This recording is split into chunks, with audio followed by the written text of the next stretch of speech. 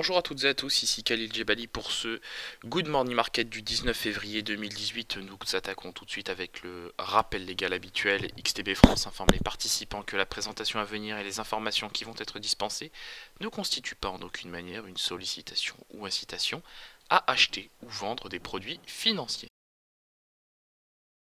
Voilà, alors nous attaquons tout de suite avec le calendrier économique de ce lundi, et vous le voyez à l'image effectivement de beaucoup de lundis.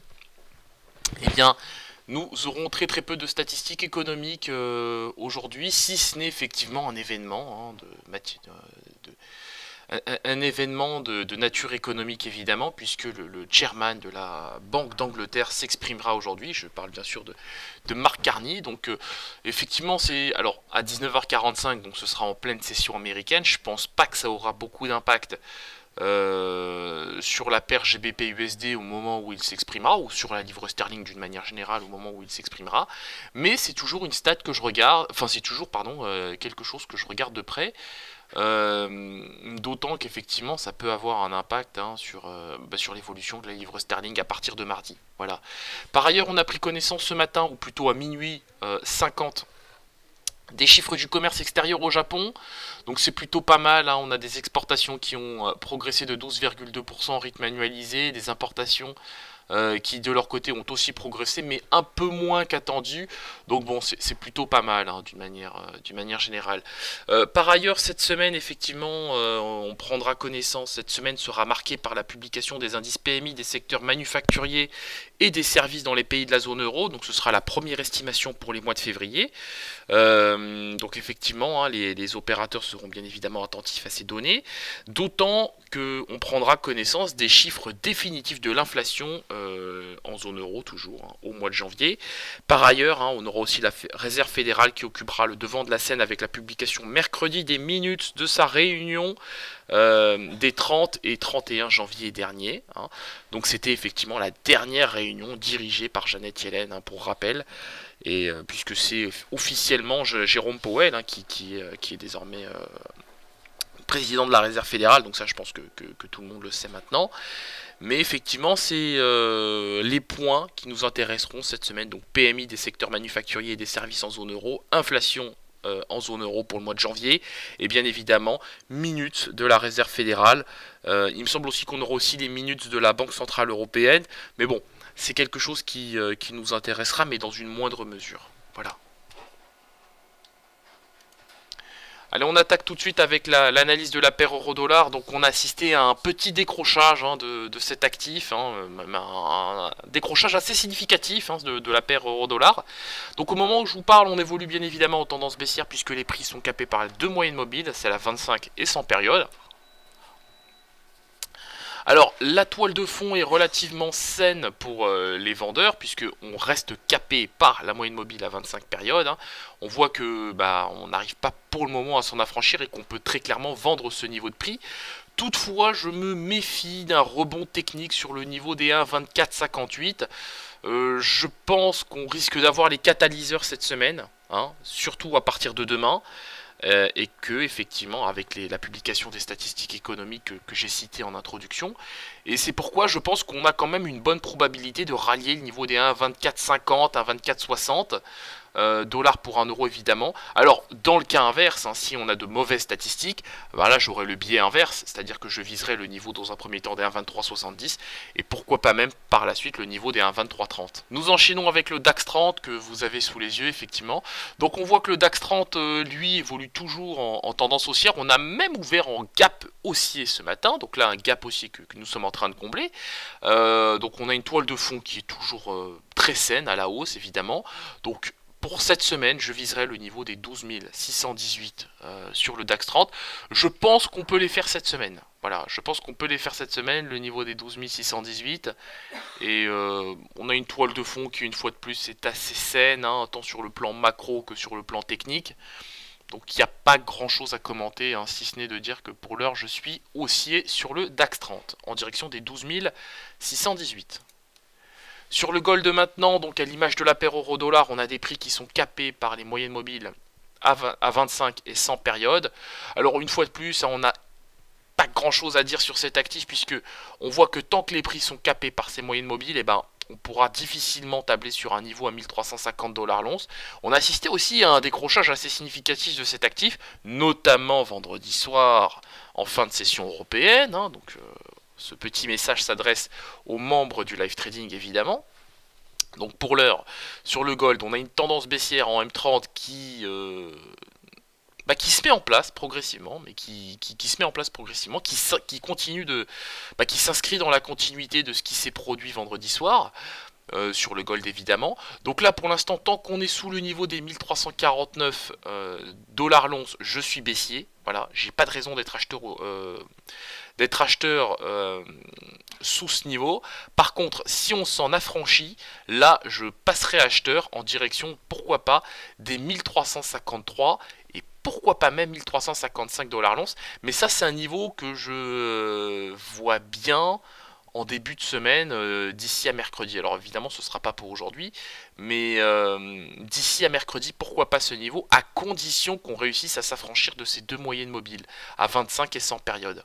Dans le cas contraire, je serai vendeur en direction dans un premier temps des 347, des 1347, et pourquoi pas même par la suite 1344 $ l'once. Sur le WTI, donc effectivement vous le voyez, on a ouvert en gap haussier, on a aussi ici une toile de fond assez saine, donc on évolue sur le niveau des 62 $ le baril, on est porté par la moyenne mobile à 21 périodes. Je me méfie quand même des velléités vendeuses que nous avons sur cet actif, puisque nous voyons que les prix sont capés par la moyenne mobile à 7 périodes. Qui dit velléité vendeuse dit potentielle cassure de cette EMA 21 et par la suite effectivement ce sera les 61,60 $ le baril sur le WTI. On peut pas l'exclure. Par contre, si on arrive à préserver le support des 62,03, et bien c'est tant mieux, et à ce moment effectivement je pense que ça ouvrira la voie pour que nous retrouvions le niveau des 62,40, voire même 62,50, mais pour l'heure, on ne peut pas ignorer les velléités vendeuses que nous avons sur cet actif, et qui dit velléité vendeuse dit forcément potentielle cassure de cette EMA 21, et s'il y a cassure effectivement, et bien ce sera là, effectivement, comme je le disais, le niveau des 61,60 $ le baril sur le contrat WTI. Nous passons à l'indice S&P 500 qui, vous le voyez, à l'image du DAX 30 évolue en tendance haussière. Alors, par contre ici, on ne peut pas ignorer les velléités baissières sur cet actif en M30 puisque nous voyons que les prix sont désormais capés par la moyenne mobile à 21 périodes. Ce n'est pas positif, voilà, c'est pas quelque chose de très positif. On est venu tester les 2747, bon, on va dire de 2750 quasiment, à peu de choses près. Donc là, effectivement, on peut commencer à penser à un retracement en direction des 2736 points sur l'indice S&P 500. Toutefois, je m'en méfie parce que je vois que les indices en zone euro évoluent en territoire positif. On a des futurs américains qui eux aussi évoluent en territoire positif au moment où je vous parle. Il est 9h14. Donc, pour l'heure, effectivement, je suis baissier. Mais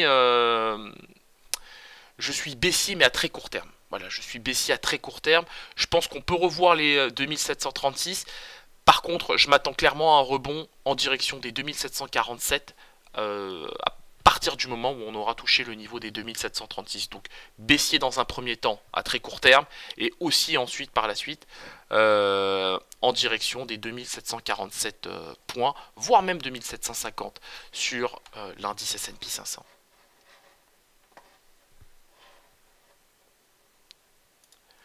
Nous terminons avec le Bitcoin. Donc l'actif, la star des crypto-monnaies, a désormais rallié, je devrais dire, le niveau des 10 520 $ pour un Bitcoin. Donc vous le savez, c'est un niveau que j'évoque depuis, je crois, bientôt une semaine. Ça fait une semaine pile poil que j'évoque ce niveau. Donc je crois qu'on avait commencé à en parler lundi ou mardi dernier.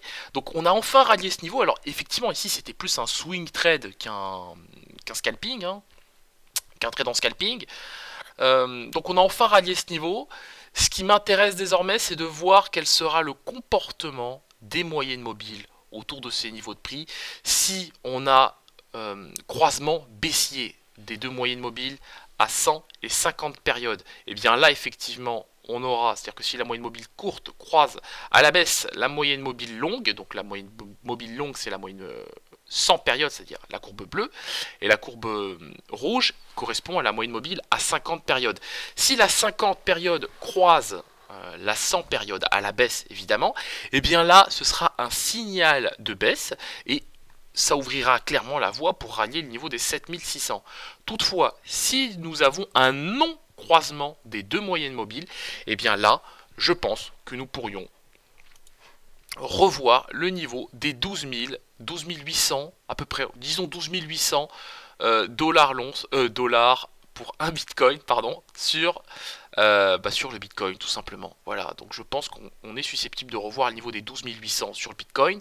Alors évidemment, hein, ça va pas se faire en une séance, je le pense pas en tout cas, mais ici, ce qu'il convient de regarder, c'est surtout le contexte technique de cet actif et surtout l'évolution des deux moyennes mobiles à 50 et 100 périodes, parce que c'est vraiment ce qui va donner le là sur cet actif cette semaine. Voilà, donc c'est clairement ce que je regarde à très court terme sur cet actif, en tout cas pour cette semaine. On se quitte sur cette note et on se retrouve comme d'habitude à 15h15 aujourd'hui pour notre séance de live trading. Donc ce sera la première de la semaine et effectivement ce sera l'occasion de passer en revue tous les actifs. Merci beaucoup et à tout à l'heure.